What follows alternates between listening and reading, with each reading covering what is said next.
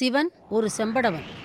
ஒரு நாள் கைலாசமலையில் சிவபெருமான் தன் மனைவி பார்வதி தேவிக்கு வேதம் பற்றிய விஷயங்களை சொல்லிக் கொடுத்து கொண்டிருந்தார். வேதத்தின் விளக்கங்கள், உட்பொருள்கள் இவைகளை பல வருஷங்களாக சொல்லிக்கொண்டே இருந்தார். இப்படி இருக்கையில் ஒரு நாள் பார்வதி தேவியின் கவனம் சிறிது சிதறிவிட்டது. சிவபெருமான் தனது சுபாவப்படி கோபம் கொண்டு, போ, ஒரு செம்படவ பெண்ணாக பிறவி எடுப்பாய், செம்படவர்களின் அறிவு மட்டுமே இருக்கட்டும் என்று சாபம் கொடுத்தார். சிவபெருமானின் வாயிலிருந்து இந்த சொற்கள் கிளம்பியதுதான் தாமதம். பார்வதி தேவி அங்கிருந்து மறைந்து விட்டாள். ஓ, நான் என்ன செய்து விட்டேன்? சிவபெருமான் துயரத்துடன் கூறினார். என் அன்பு மனைவியை விட்டு பிரிந்து எப்படி வாழ்வது? இதை யோசித்த சிவபெருமான் வருத்தமானார். அவரது சேவகன் நந்தியாகிய காளை தன் சுவாமியின் துயரத்தை பார்த்து தானும் வருந்தினான். அது யோசித்தது, அங்கு பூமியில் பார்வதி தேவி ஒரு பச்சிளம் பெண் குழந்தையாக பிறவி எடுத்தாள். ஒரு மரத்தின் அடியில் ஒரு பச்சிளம் பெண் குழந்தை கிடப்பதை செம்படவ தலைவன் பார்த்தான்.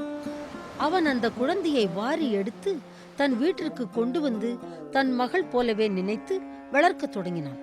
அதற்கு பார்வதி என பெயர் வைத்தாள். பார்வதி சிறு பெண் ஆனதால் அடிக்கடி தன் தந்தையுடன் மீன் பிடிக்க போய்க் கொண்டிருந்தாள். மீன் பிடிப்பதில் தன் அப்பாவுக்கு உதவி செய்து வந்தாள். இவ்விதமாக நாட்கள் பல கழிந்தன. பார்வதி ஒரு அழகான பெண்ணாக வளர்ந்து விட்டாள். அவள் அடக்கமும் அறிவும் உள்ளவளாக விளங்கினாள். மற்ற செம்படவர்களை விட மிக வேகமாக படகை செலுத்தும் திறமை உடையவளாக இருந்தாள். அங்கே கைலாசமலையில் சிவபெருமான் தன் மனைவி பார்வதியை பிரிந்த துக்கத்திலிருந்து மீளவே இல்லை. நந்தி அவரிடம் சென்று கூறியது, இறைவா, தாங்கள் தங்களது மனைவியை திரும்ப கூப்பிடலாம் அல்லவா? சிவபெருமான் கூறினார், நான் அப்படி செய்ய முடியாது நந்தி. ஏனெனில் ஒரு செம்படவனுடன் தான் அவளுக்கு திருமணம் என்று தீர்மானிக்கப்பட்டது. ஓஹோ, அப்படியா? நான் இதற்கு கட்டாயமாக ஏதாவது செய்தாக வேண்டும் என்று நந்தி நினைத்தது.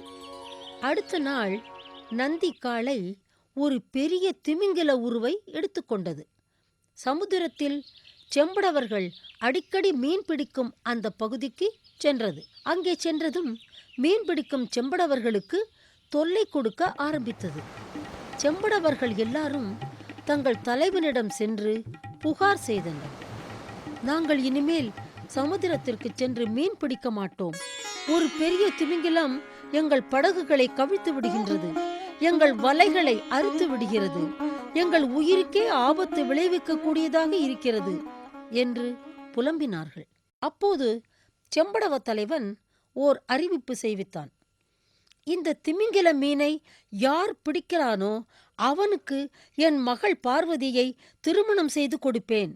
இந்த அறிவிப்பை கேட்டு பல செம்படவர்கள் பெரிய மீனை பிடிக்கும் முயற்சியில் இறங்கினர். ஆனால் யாராலும் பிடிக்க முடியாமல் தோற்றார்கள். அப்போது தலைவன் சிவபெருமானிடம் பிரார்த்தனை செய்தான். கடவுளே, எங்களை இந்த பெரிய மீனின் தொல்லையிலிருந்து காப்பாற்றுங்கள், எங்களிடம் கருணை காட்டுங்கள்.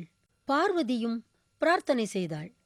இறைவா, இப்போது தாங்கள் ஒருவர்தான் எங்களை காப்பாற்றக்கூடியவர். அருள் கூர்ந்து எங்கள் உதவிக்கு வாருங்கள். பார்வதியின் பிரார்த்தனையை கேட்ட சிவபெருமான் ஒரு அழகான செம்படவ இளைஞனாக உருவம் எடுத்துக்கொண்டு செம்படவ தலைவனிடம் சென்று கூறினான், நான் உங்களுக்கு உதவி செய்யவே வந்திருக்கிறேன். நான் அந்த பெரிய மீனை பிடித்து விடுவேன். நீங்கள் மட்டும் எனக்கு உதவி செய்தால் எப்பொழுதும் உங்களுக்கு நன்றியுடையவனாக இருப்பேன் என்று செம்படவ தலைவன் கூறினான். சிவபெருமான் இளைஞன் உருவத்தில் மீனை பிடிக்கச் சென்றார். இதை பார்த்த நந்தி மிகவும் சந்தோஷமடைந்தது. அதுதான் ஏற்கனவே பெரிய மீன் உருவத்தில் அங்கு இருக்கிறதே. இளைஞன் உருவத்தில் இருந்த சிவபெருமான் பெரிய மீன் உருவத்தில் இருந்த நந்தியை பிடித்து விட்டார். இப்போது செம்படவ தலைவன் இளைஞனுக்கும் பார்வதிக்கும் திருமணம் செய்விக்க எல்லா ஏற்பாடுகளையும் செய்ய ஆரம்பித்தான். இந்த விதமாக சிவபெருமான் பார்வதி தேவியை மீண்டும் மனைவியாக ஏற்றுக்கொண்டார்.